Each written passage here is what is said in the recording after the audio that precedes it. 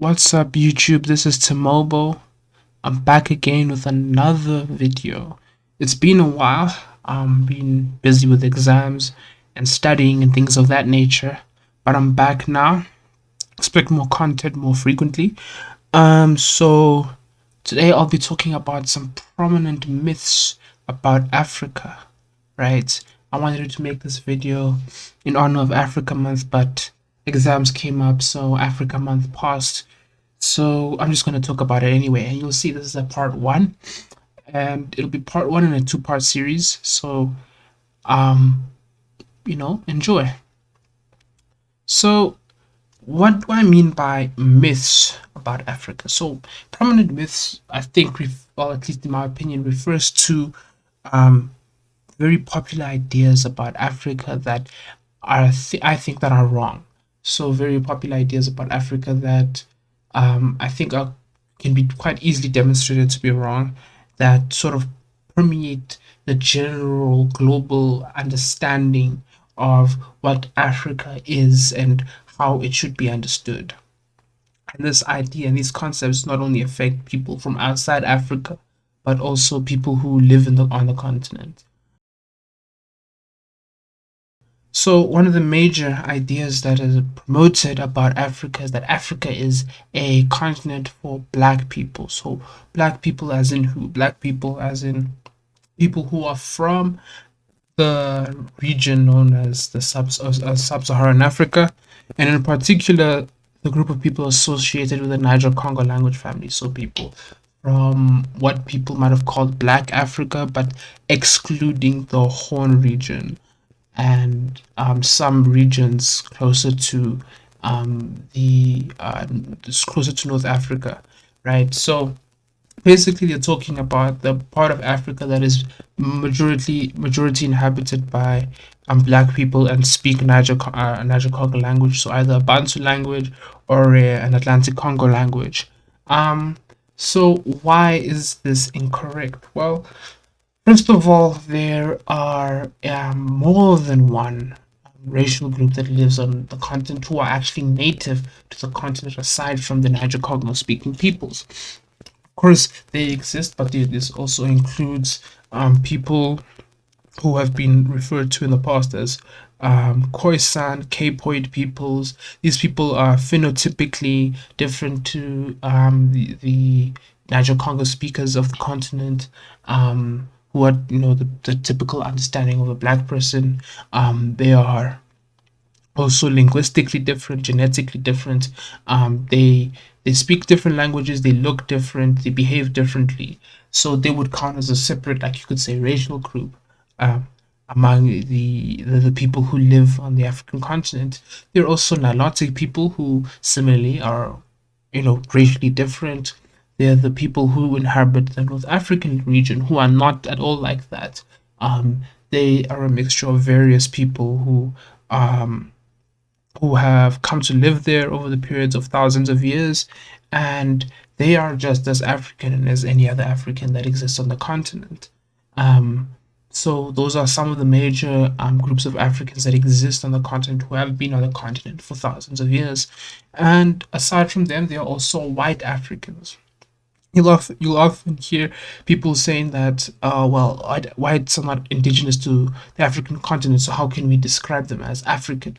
But this is not a good argument because many white people who have been on this continent have been in this continent for many generations, 9, 10 generations, and have been able to, live on the continent and, be, you know, entrenched in the continent to such an extent that it's basically where the part of Africa that they live in, whether it's be white South Africans, white Kenyans, white Zimbabweans, those people live there and it is their home, it's the place where they live, and it's a place where their families live for generations. It's their home. And on top of that, some have even suggested that whites in Africa should be afforded tribal status among the many tribes that exist in Africa. Now, this has not happened on any institutional level at this point, but it really does show that if some people are suggesting is that whites have really that many white people who sure they're descended from European settlers have actually quite successfully become part of the African continent, and it is ridiculous to try and say that they do not count as people who belong on the continent. A major myth around Africa is around gender based violence, right? So, what is gender based violence? Gender based violence is the idea that, somebody commits an act of violence against someone because of their gender, so whether they're a man or a woman, right? So it's basically a hate crime, right?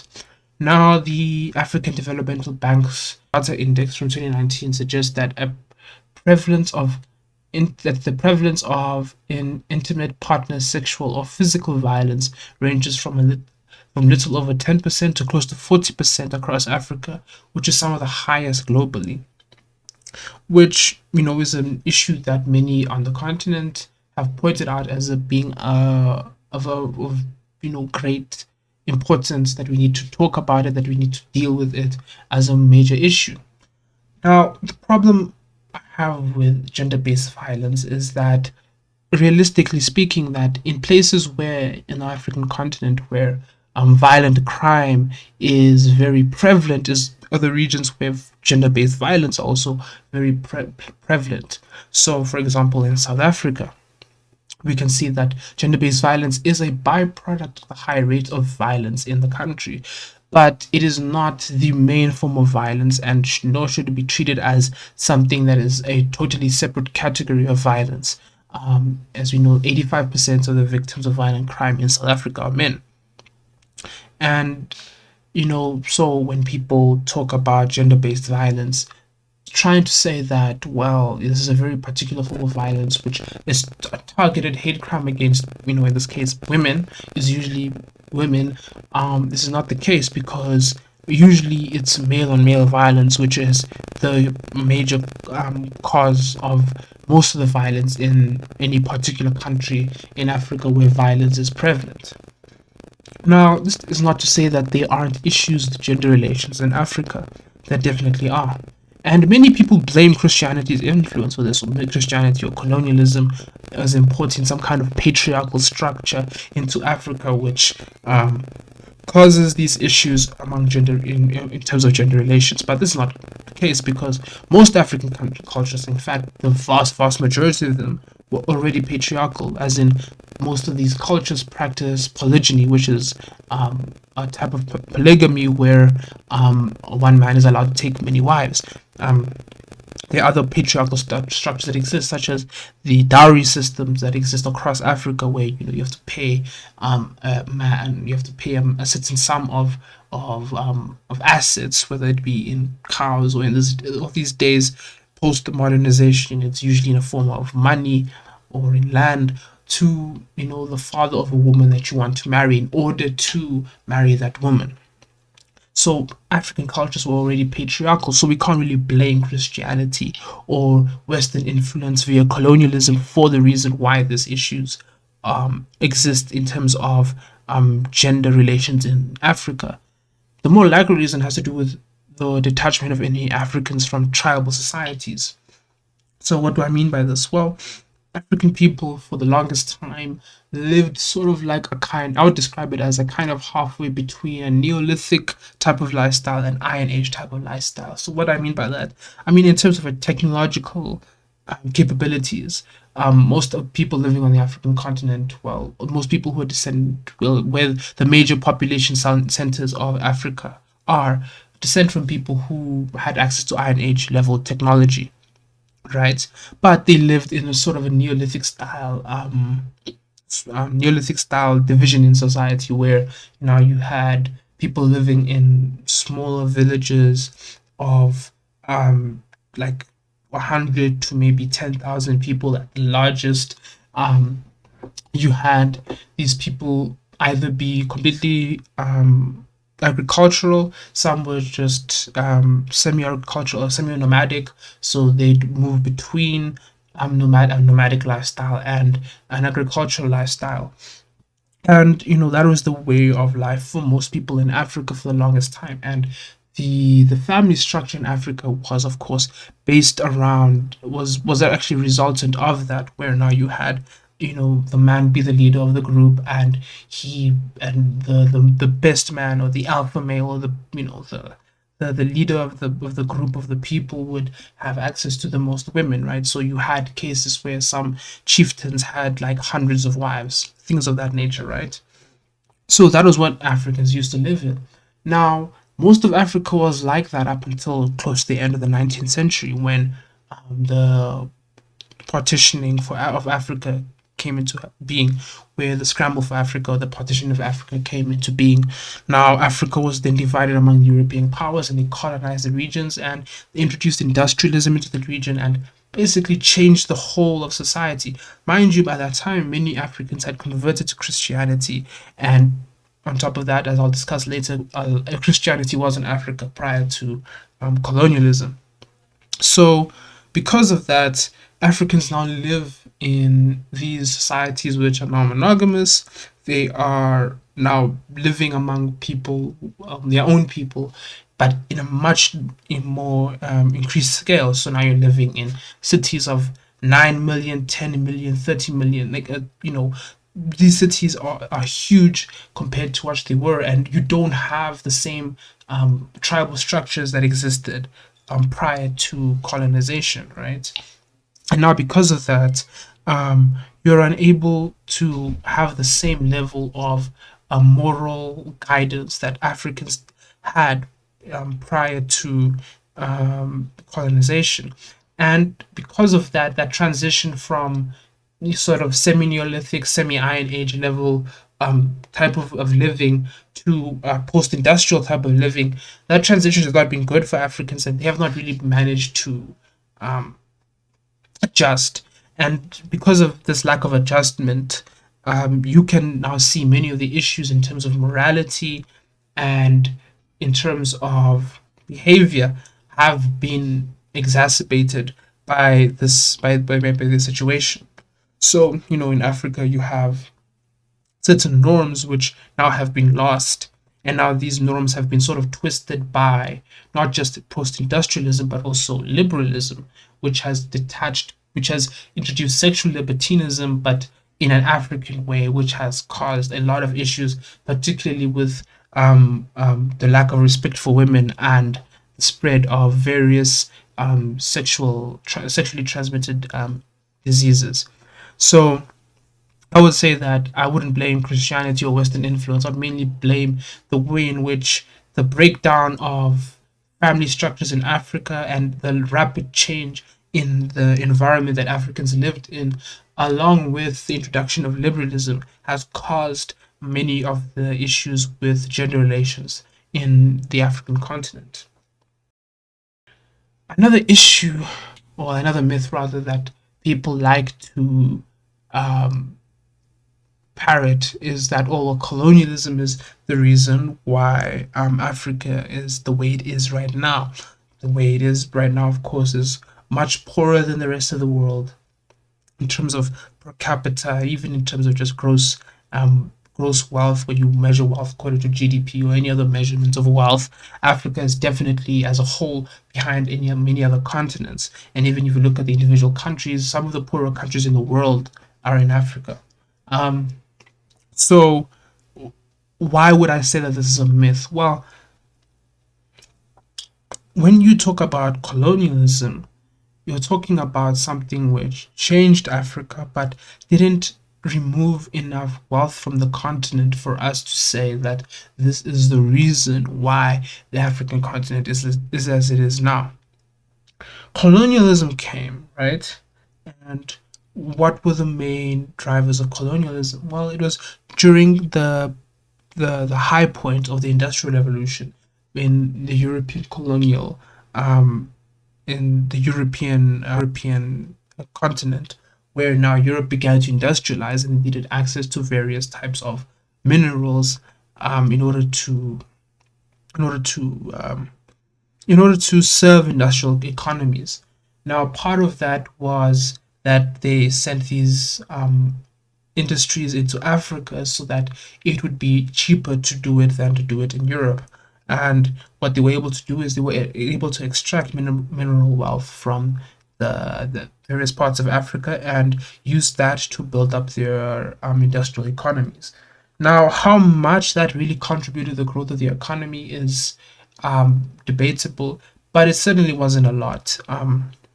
Really and truly, Europe was already much more wealthy than Africa prior to industrialization. I mean, prior to colonization. So, really saying that Europe benefited that much from, or Europe or any of the Western powers really benefited that much from colonialism, is very far fetched and quite honestly wrong.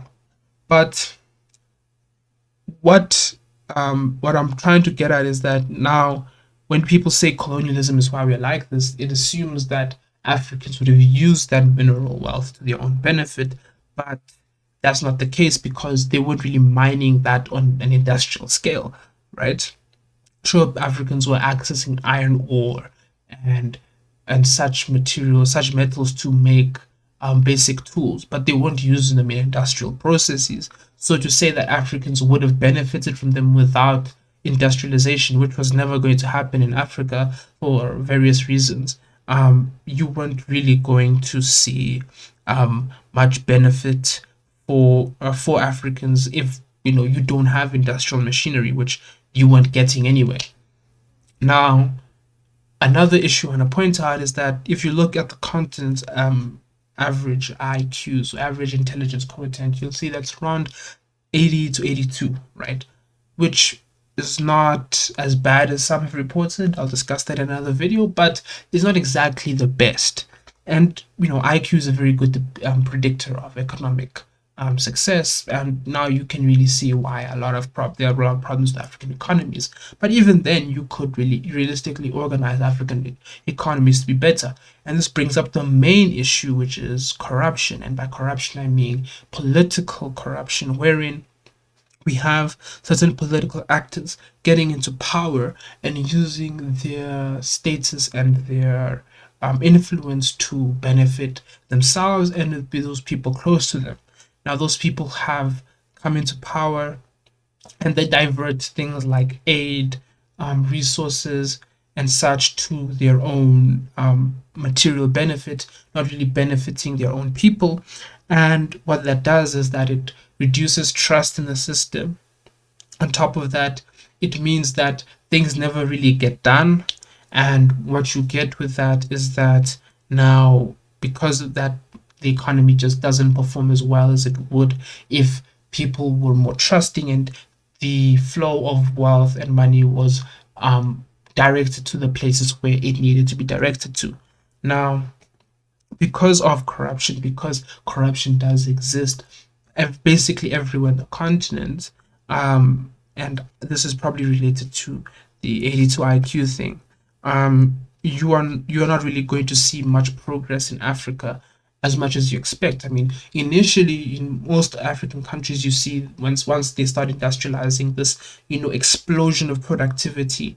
This like 5 to 10 or 15 year period where the economy is growing at exceptional rates. Everyone is employed. Things are starting to get better, but then after that, things stagnate, and that's because when you go from, basically being impoverished to being industrialized in a capitalistic society, you get a lot of growth initially. But now, if you don't have the people in charge being interested in benefiting everyone and creating a system which works, but rather in redirecting any type of money, any type of wealth, things, including taxes, by the way, towards not building any kind of roads or improving infrastructure or something that's really underrated, improving the agricultural production of Africa, because a lot of African countries are very food insecure, and that's mainly because they don't have their own prominent agricultural industry.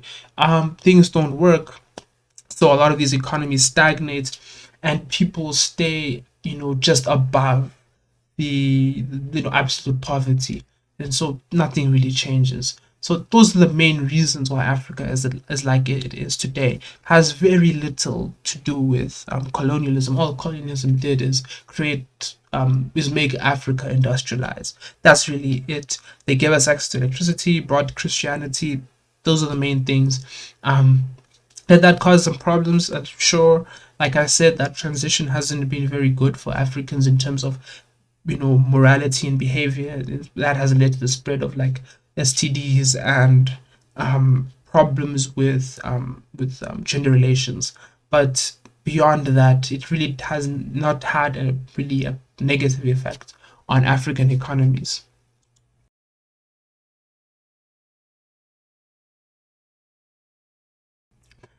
Another myth that is often parroted is that Christianity is bad for Africa. Now, I disagree with this because obviously I'm a Christian and I believe Christianity is true. I believe the claims of Christianity are true. And so, because of that, I think that Africans learning about Christianity has been of great benefit to them because it's brought them an opportunity for salvation, it's brought them an opportunity for spiritual enlightenment, etc. But beyond that, Africa also has not been bad for Africans. I mean, Christianity has not been bad for Africans in in any major way. People say that, oh well, it was easier for colonization to happen because of Christianity, but that's not really true, is it? Because a lot of Africans were Christians prior to the colonial era. Think of course, North Africans were Christian long before the colonial era. So, for example, the Copts, who are descendants of Egyptian Christians who existed prior to the rise of Islam, for example. You have Ethiopians who have been Christian also for for close to 2,000 years. And also, if you look at a place like Congo, which converts to Catholicism some point in the 16th century, um, you found that they were able to still resist colonization for quite a while, even after their conversion to Christianity. So Christianity didn't really contribute that much to colonialism. Sure, it sort of you had some Christians who obviously created ideas which come from a particular Western Christian mindset, such as the Hamite theory, which were developed by Reformed Protestants to sort of justify the colonial era and slavery and things of that nature. But aside from that, like it's not as though that a lot of Africans bought into the Hamite theory. Some definitely did, and maybe they were better slaves or better servants because of that. But beyond, little details like that, these things didn't really affect Africans on a level to make them weaker, to be more susceptible to colonialism, because colonialism, as we've said in the African context, really kicked into full drive towards the end of the 19th century with the scramble for Africa. Before that, Africans a lot of them had already converted to Christianity, and those people who had converted to Christianity had also resisted colonialism in many different ways prior to Europe industrializing and gaining that technological advantage over Africa. So I don't think Christianity has been really had a major negative effect on Africa. And on top of that, Christianity makes sense of African cosmology. African cosmology has this idea of, though a high god who's above their ancestors, who, depending on which version of African traditional religion you are familiar with, depending on your region or the continent, either the ancestors are like gods or they're sort of mediators between gods.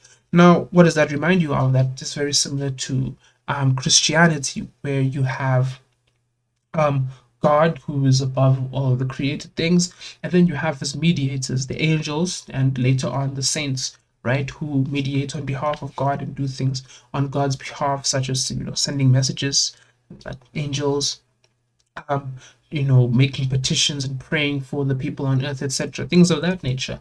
So Christianity does make sense of African cosmology because it is, of course, the African traditional religions have a memory of the pre-flood religion, which was the religion of, well, the Noahic religion rather than the post-flood religion of Noah, right? Which was, as we know from the Bible, Noah worshipped the true God. The other details I could go into, but I think I'd have to make a separate a video for that. But yeah, so Christianity, I think all in all, has been a net positive for Africa, and really this myth needs to end. Christians in Africa have been around for quite a while. So there's nothing wrong with an African being a Christian.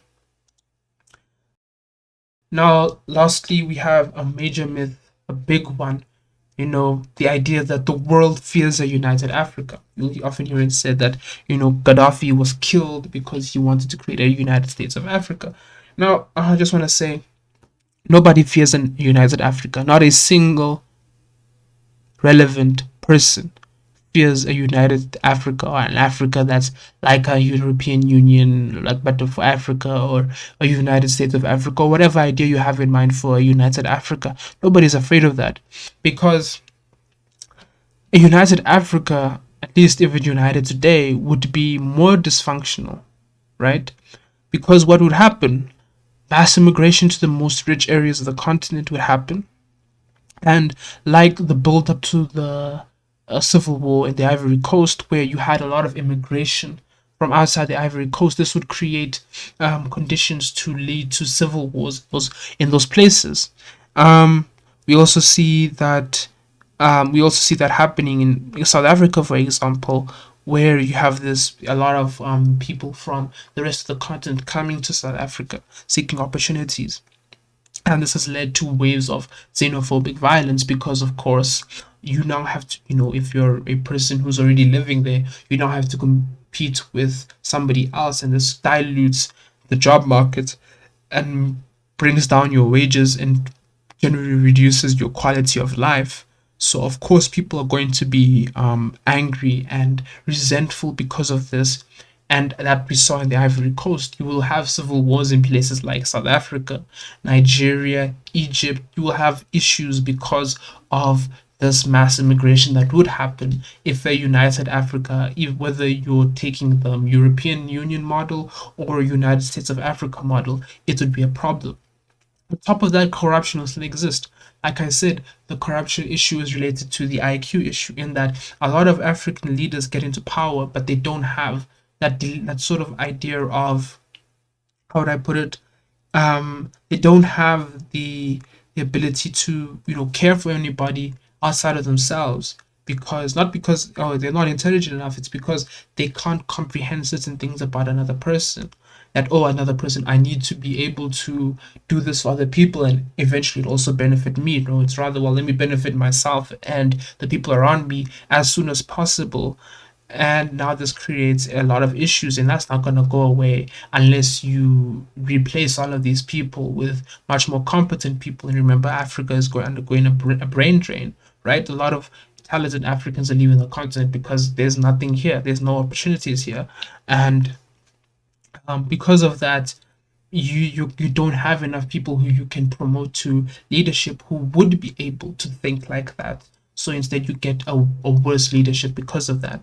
So that would still be an issue. You wouldn't just vanish that issue overnight. You wouldn't just suddenly create a million opportunities for Africans overnight, right? So yeah, that problem would still persist, and you would still end up with major issues for the continent. Things would be actually much worse now with the United Africa than they would be with an Africa which these different countries are allowed to develop at their own pace and come to their own understandings of how to organize their governments. Because not every African government needs to look the same. A lot of them have to be democracy or republic or whatever they can. Some of them can be monarchies, some of them can be constitutional monarchies. They need to work that stuff out for themselves before we can start thinking about uniting to create some superpower force. Would that even be of any value for anyone? I doubt it.